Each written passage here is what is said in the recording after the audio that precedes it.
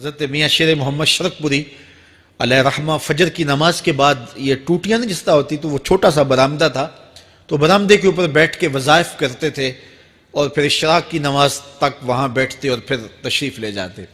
گرمی کی شدت تھی تو حضرت فرائض کی ادائیگی کے بعد وہاں چلے گئے، تو نمازیوں نے آپس سے مشورہ کیا کہ یار حضرت کو عرض کریں کہ بارش کے لیے دعا کی جائے۔ تو حضرت جا کے وہاں اپنے وظائف میں لگ گئے، تو انہوں نے کہا چلو ہم مسجد کے سین میں کھڑے ہو جاتے، حضرت توجہ کریں گے تو عرض کریں گے۔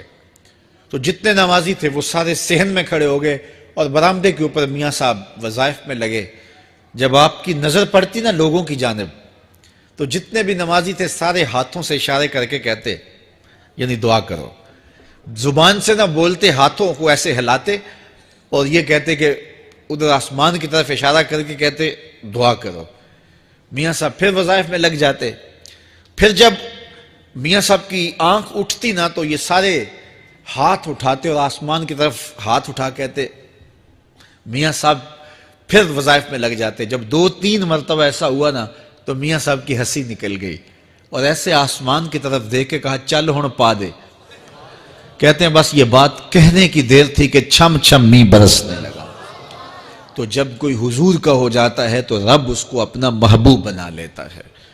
تو حضور کی محبت خدا کی محبوبیت کا ذریعہ ہے، اس لیے ہمیں حضور کا پیار اپنی روحوں میں موجزن کرنا ہے، حضور کی محبت اپنی روحوں میں اتارنی ہے، اور محبت اپنے تمام تر تقاضوں کے ساتھ جب روح پذیر ہوگی تو پھر ہمارا انداز زندگی بھی سنور جائے گا، ہماری آخرت بھی سنور جائے گی۔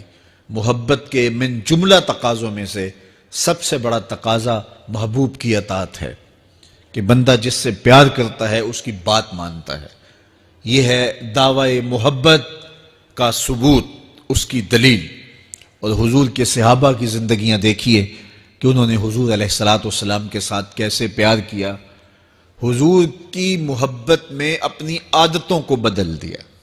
حالانکہ عادتیں نہیں بدلی جاتی، 2 سکے بھائی ہوں، رشتہ کتنا گوڑا ہے، اور ایک گھر میں پرورش پائی ہے، ایک گود میں پلے ہیں، ایک باپ کے گہوارہ تربیت میں رہے ہیں، لیکن طباع میں اختلاف یہ ایک فطری بات ہوتی ہے۔ ہمارے پاس لوگ آتے ہیں، 2 سکے بھائی ہوتے ہیں، ایک کی طبیعت ادھر کو جا رہی ہوتی ہے، دوسرے کا مزاج ادھر کو جا رہا ہوتا ہے، ایک سخت نرم مزاج ہوتا ہے اور دوسرے کی آنکھوں سے انگارے پھوٹ رہے ہوتے ہیں، ایک معاف کر دینے والا ہوتا ہے، ایک سخت غصیلا ہوتا ہے، ایک کی طبیعت کے اندر تلخی کی چنگاریاں ہوتی ہیں اور ایک کی طبیعت کے اندر نرمی کے پھول ہوتے ہیں، آپ نے بھی دیکھا ہوگا۔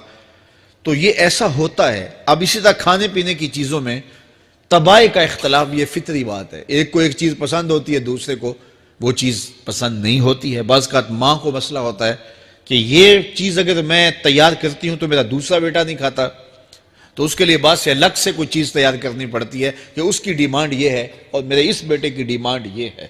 مائیں مزاج سمجھتی ہیں، ایک آغوش میں پرورش پانے کے باوجود خون ایک ہے، گہوارہ تربیت ایک ہے، دودھ ایک ہے، لیکن طبیعتوں کے اندر اختلاف پایا جا رہا ہے۔ لیکن صحابہ کی زندگیاں دیکھیے، انہوں نے اپنی طبیعتیں بھی حضور کی طبیعت کے سانچے میں ڈھال دی۔ حضرت انس بن مالک کو کسی نے دیکھا کہ وہ شوربے سے کدو کے ٹکڑے نکال کے کھا رہے ہیں، تو کہا یہ کیا کر رہے ہو؟ کہا میں نے ایک دن حضور کو یوں کرتے ہوئے دیکھا تھا۔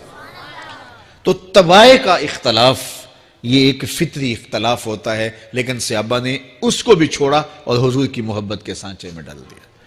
پھر اس چیز کا انتظار نہیں کیا کہ حضور کا فرمان کیا ہے، حضور کی چاہت پہ اپنے مزاج کو بدلا۔ اللہ اکبر۔ حضور علیہ السلام مدینہ المنورہ کی گلی سے گزر رہے تھے، ایک گنبد نما مکان بن رہا تھا، اور ایسے مکان حضور کو پسند نہیں تھے۔ تو آقا کریم علیہ السلام نے پوچھا یہ مکان کس کا ہے؟ کہا فلاں انصاری کا ہے۔ حضور گزر گئے، چہرے پہ تھوڑے سے ناگواری آثار حویدہ ہوئے۔ کسی نے اس صحابی کو بتا دیا کہ حضور گزرے تھے، تیرے مکان کو دیکھا، شاید پسند نہیں آیا۔ 2-4 دن کے بعد حضور دوبارہ گزرے، دیکھا کہ وہاں ملبے کا ڈھیر پڑا ہوا تھا۔ فرمایا اس صحابی کو بلاؤ، بلایا گیا، کہا میں پرسوں ترسوں گزرا تھا، تیرا مکان دیکھا تھا، یہ کیا ہوا؟ عرض کی میں نے گرا دیا ہے۔ فرمایا کیوں؟ عرض کی سنا تھا آپ کو پسند نہیں، سنا تھا آپ کو پسند نہیں، میں اور آپ دیکھیں ہمارا کیا کیا حضور کو پسند نہیں، سر سے لے کر پاؤں تک، نجی زندگی سے لے کے سیاسی زندگی تک، اپنے امور ذات سے لے کر کے اپنی معاشرتی زندگی تک، ہمارا کیا کیا حضور کو پسند نہیں، اور ہر وہ چیز بدل دیں جو حضور کو پسند نہیں۔ محمد دی زیارت محمد دے رنگ وچ، اے ٹھگ بازیاں جانے پیارا محمد صلی اللہ علیہ وسلم۔ میرے شیخ کامل کا ایک شعر ہے، اور وہ شعر اتنا وزنی ہے کہ اگر میرے پاس جواہر لال موتی ہوں اور میں ایک پلڑے میں ڈال دوں اور ایک پلڑے میں یہ شعر رکھ دوں تو یہ شعر پھر بھی بھاری ہوگا۔ یاری لا تو پاک نبی سنگ، اے پر پوری یاری، پھر درود قبول ہے تیرا لکھ نہ لوں ایک واری۔ 1.25 مرتبہ درود پڑھنا ایک طرف، اور ایک دفعہ حضور کی ذات پہ درود پڑھنا، ان کی محبت کے سانچے میں یوں ڈھل کر کے جو وہ کہتے ہیں وہ میری زندگی کا عمل ہے، یہ اس سے وزنی ہے، یہ اس سے بھاری ہے۔ تو حضور کی محبت، حضور کے ایک صحابی تھے، وہ حضور کو ملنے آئے، اور آئے تھے بحرین سے۔ اچھا، انہوں نے حضور کو سلام کیا تو حضور نے رخ پھیر لیا، ناراضگی کا اظہار کیا، تو وہ سمجھے کہ شاید حضور نے ایسے ہی رخ پھیرا، تو جدھر حضور نے رخ پھیرا وہ ادھر جا کے سلام کرتے ہیں، تو حضور نے پھر رخ پھیر لیا، سمجھ گئے کہ حضور ناراض ہیں۔ اب انہیں سمجھ یہ نہیں آ رہی تھی کہ ناراضگی کا سبب کیا ہے۔ وہ اصحاب رسول سے پوچھنے لگے کہ حضور مجھ سے ناراض لگتے ہیں، آپ میں سے کوئی بتا سکتا ہے کہ حضور کیوں ناراض ہیں؟ اللہ اکبر! آج تو کوئی بڑا باپ ہو، مرشد ہو، استاد ہو، ناراض ہو جائے اور شاگرد کو ناراضگی کی وجہ معلوم نہ ہو تو وہ الٹا ناراض آگے سے ہو جاتا ہے کہ میں نے جرم کیوں کیا ہے کہ استاد کا مزاج بگڑ گیا ہے۔ اللہ اکبر! لیکن ذرا دیکھیے، رنگ دیکھیے محبت کے، وہ صحابہ سے پوچھتا پھرتا ہے کہ حضور مجھ سے ناراض ہیں، مجھے بتائیے کہ کیا سبب ہوا؟ تو انہوں نے کہا کہ یہ تیرے ہاتھ میں جو سونے کی انگوٹھی ہے، اس سے حضور ناراض ہیں، کیونکہ حضور اس کو منع کر چکے ہیں۔ امت کے لیے سونا چاندی حضور نے امت کے مردوں کے لیے منع فرما دیا، صرف 4.5 ماشے سے کچھ کم کی انگوٹھی چاندی کی، اور وہ بھی عدد میں 1 ہو، شریعت نے جائز رکھی ہے۔ اگر 2 ماشے کی 2 ہوں گی تو پھر بھی جائز نہیں۔ عورت کو جائز ہیں 10 انگوٹھیاں پہنے، سونے کی پہنے، چاندی کی پہنے، یہ اس کا زیور ہے۔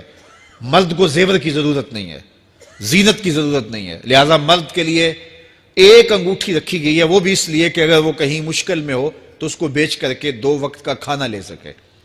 باقی اس کے لیے انگوٹھی 4.5 ماشے سے کم کا چاندی یا سونا 1 ماشا ہی کیوں نہ ہو، اس کے لیے جائز نہیں ہے۔ تو اس نے سونے کی انگوٹھی پہن رکھی تھی، لیکن اسے حرمت کا پتہ نہیں تھا، تو اس نے کہا کہ حضور مجھ سے کیوں ناراض ہیں؟ تو صحابہ نے کہا شاید یہ اس انگوٹھی کی وجہ سے ناراض ہیں۔ تو اس نے یہ نہیں کہا کہ مجھے تو پتہ ہی نہیں تھا، میرا کیا قصور؟ خیر، اس نے انگوٹھی اتار کے حضور کو پیش کرتے کہا حضور آپ اس وجہ سے ناراض ہیں؟ حضور نے انگوٹھی پکڑی اور ایسے پھینک دی، ناراضگی کی وجہ ختم ہو گئی، وہ بیٹھ گیا، بات شروع ہو گئی۔ اللہ اکبر! جب سلسلہ کلام ہوتا رہا، جب مجلس برخاست ہوئی، لوگ اٹھ کے گھروں میں جانے لگے، وہ بھی اٹھا اور الٹے پاؤں سے پیچھے چلا، تو کسی نے اس کو کہا وہ انگوٹھی تو اٹھا لو، سونے کی انگوٹھی ہے، قیمتی ہے، چلو تمہارے لیے پہننا جائز نہیں، تمہاری بیوی کے لیے تو جائز ہے۔ تو اس نے کیا جواب دیا سنیے، اس نے کہا واللہ لا آخذہ وقد طرحہ رسول اللہ صلی اللہ علیہ وسلم، اللہ کی قسم میں اس انگوٹھی کو کبھی بھی نہیں اٹھاؤں گا جس کو میرے حضور نے پھینک دیا ہے۔ تو یہ تھی ان کی محبت، یہ تھا ان کا انداز۔ تو آئیے میں اور آپ حضور سے اگر محبت کرتے ہیں تو حضور علیہ السلام کا طرز زندگی، حضور کا انداز معاشرت اختیار کریں۔ کثرت کے ساتھ مائیں بہنیں بیٹیاں بھی موجود ہیں، وہ بھی اپنی اولادوں کی تربیت اس نہج سے کریں کہ وہ حضور کی سنت، حضور کی سیرت، اور حضور کی اتباع کے سانچے میں ڈھل جائیں۔ زندگی کا مقصد ہی یہی ہے۔ آئے، بڑے ہوئے، جوان ہوئے، بوڑھے ہوئے، چلے گئے، ہم سے پہلے بھی چلے گئے، ہم بھی چلے جائیں گے، بعد میں آنے والے بھی چلے جائیں گے، لیکن حقیقی کامیابی اس کو نصیب ہوئی جس نے اس دنیا پہ آ کے دنیا کی زندگی کے مقصد کو سمجھا۔ ہم آئے کیوں تھے؟ زندگی کس لیے ہمیں دی گئی تھی؟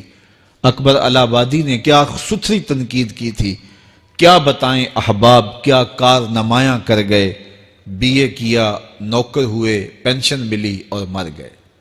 یہ کوئی کام نہیں ہے، ہماری زندگی کا کوئی مقصد ہے جس لیے ہم انسان ہیں، اشرف المخلوقات ہیں۔